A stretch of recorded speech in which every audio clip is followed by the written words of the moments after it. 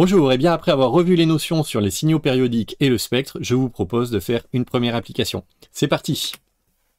Donc on nous dit qu'on a l'oscillogramme d'un signal sinusoïdal pur qui est indiqué ici, et on nous demande d'indiquer quelles sont les réponses correctes.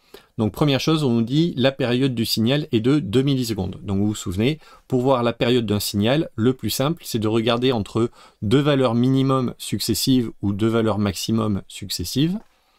Donc ici, le plus simple, c'est le min, puisqu'on a les valeurs juste à côté. Donc on voit que le signal se reproduit au bout d'un temps, ici, qui est égal à 3 moins 1 égale 2, et le temps est en millisecondes.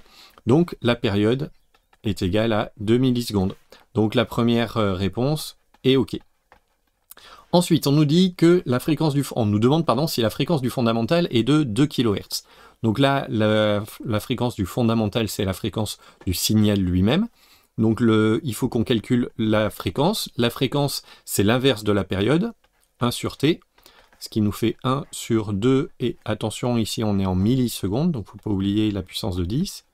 10 moins 3, donc ça nous fait 10 puissance 3 sur 2, donc 500 Hz.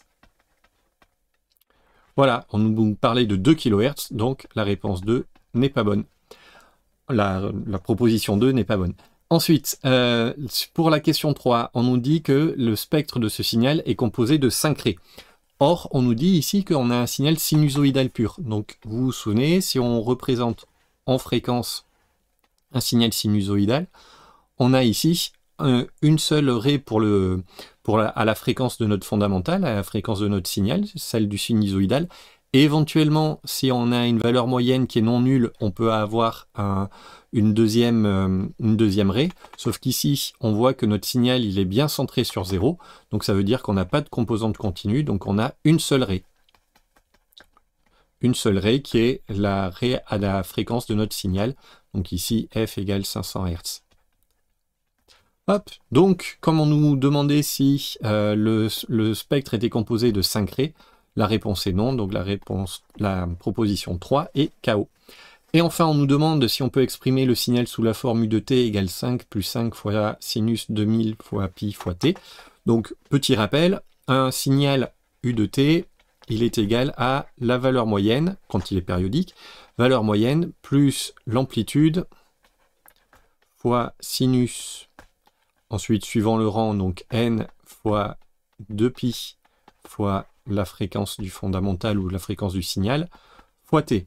Et puis cette partie-là, cette deuxième partie, on la reproduit pour chacune des harmoniques.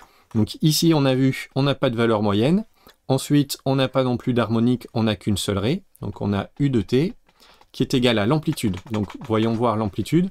L'amplitude, vous savez, c'est la différence entre, d'une part, la valeur max et d'autre part, la valeur moyenne. Donc ici, on a une amplitude qui vaut 1. Donc 1 fois sinus. Comme on est sur le fondamental, on a n qui est égal à 1 fois 2pi fois la fréquence qu'on a calculée tout à l'heure qui vaut 500 Hz multiplié par le temps. Si on simplifie ça, ça nous fait sinus 2pi fois 500 fois t. Donc ici, par rapport à ce qu'on nous demande, on n'a pas de valeur moyenne, donc le 5 ici est faux. L'amplitude vaut 1, il ne vaut pas 5. Et ensuite, si on simplifie là, le 2pi fois 500, ça nous fait sinus 2pi fois 500, ça fait 1000pi fois t. Voilà, ici on nous proposait 2000 pi fois t, donc c'est faux. Donc la réponse 4 est KO aussi. Voilà, j'espère en tout cas que c'est un petit peu plus clair maintenant. Et puis, si vous le voulez, on se retrouve pour un autre exercice, une autre application.